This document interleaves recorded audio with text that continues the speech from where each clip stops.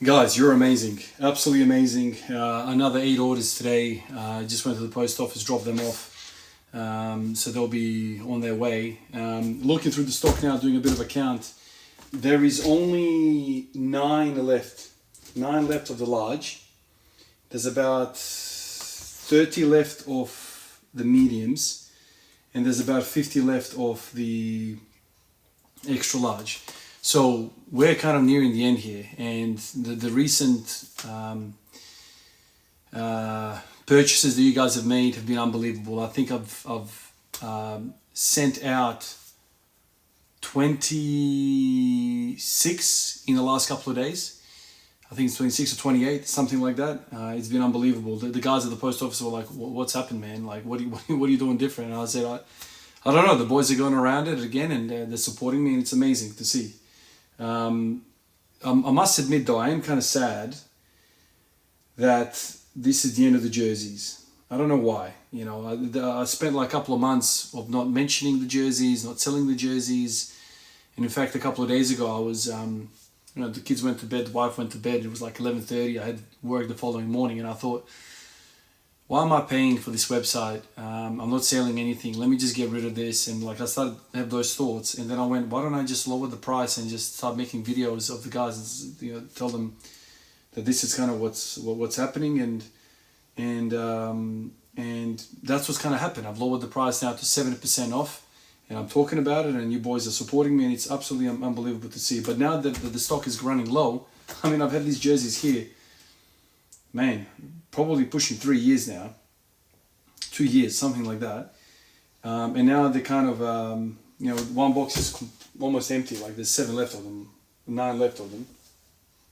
I don't know if I counted 7 or 9 now, before or after I sent all this stuff. And so now I'm thinking, okay, what do I do next? I've been messaging a whole bunch of suppliers all around the place. I'm looking at some socks and some wrist straps. I'm getting those samples in, well, hopefully in a month or so, something like that. I don't know how long they're going to take to do this.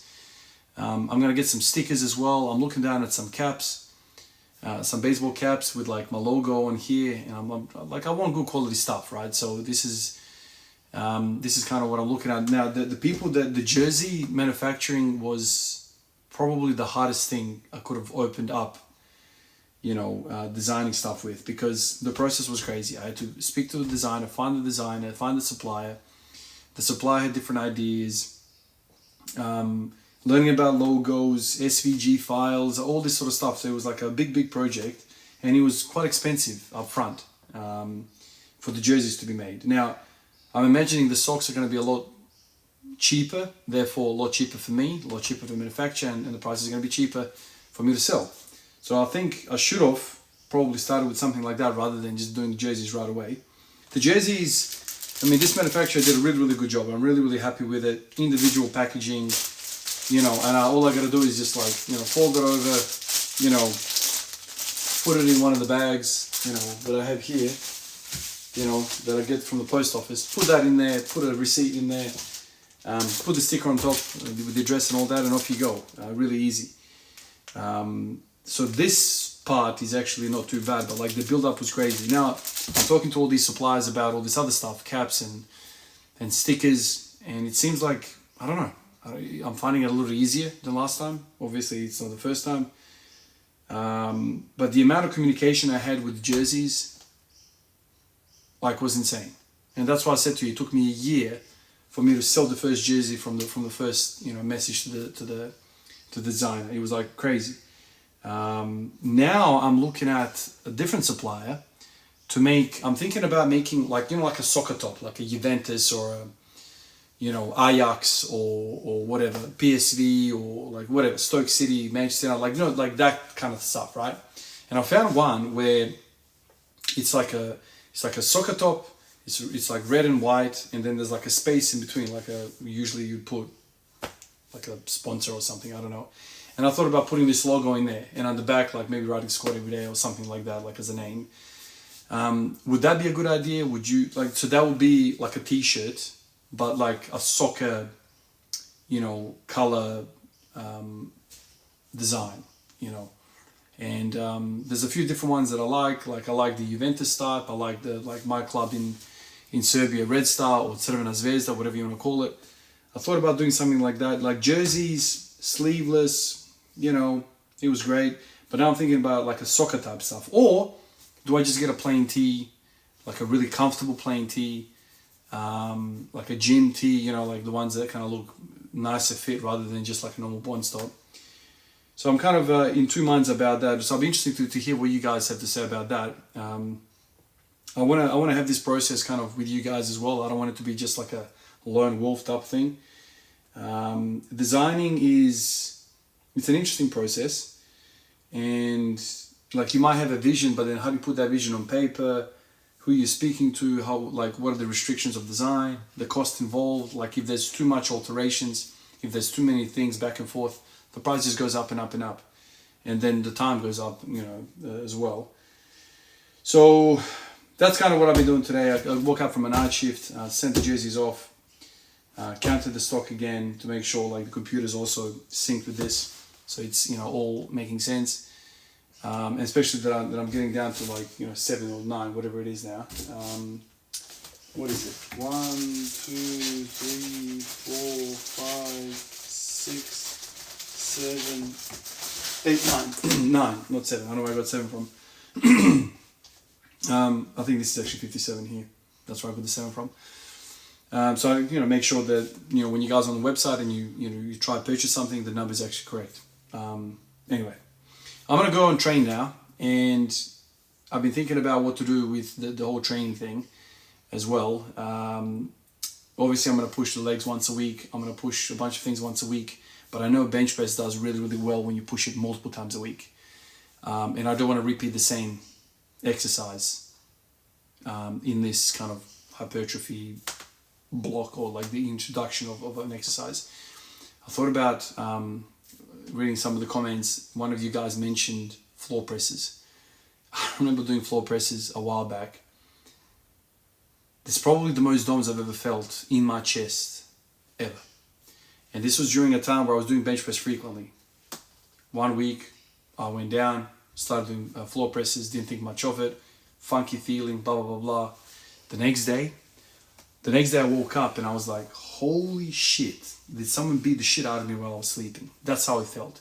Incredible DOMS. Now, I always thought when you're doing floor presses, it's mostly for triceps, right? The lockout. Not for me, man. And I said to the guy in the comment, not for me. Like, dude, like that was the craziest amount of chest DOMS I've ever felt.